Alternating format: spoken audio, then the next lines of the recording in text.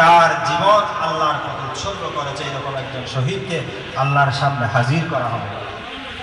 আল্লাহ পাক ওই ব্যক্তিকে জিজ্ঞেস করবেন, ও আমার বান্দা, আমি তোমাকে এত সুন্দর শরীর দান করেছি, সুস্থ শরীর দান করে, যে শক্তি সামর্থ্য দান করেছি, তুমি দুনিয়াতে আমার জন্য কি করেছো?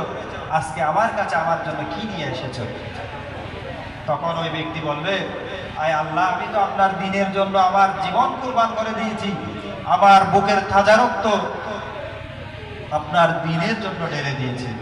তখন আল্লাহ বলবেন, বান্দা, তুমি তো এগুলো আমার জন্য করো নাই, কি জন্য করেছো? মানুষ দুনিয়াতে তোমাকে বীর বলবে, যোদ্ধা বলবে, শহীদ বলবে, মুজাহিদ বলবে, তুমি তো এগুলো দুনিয়াতেই পেয়ে গিয়েছো।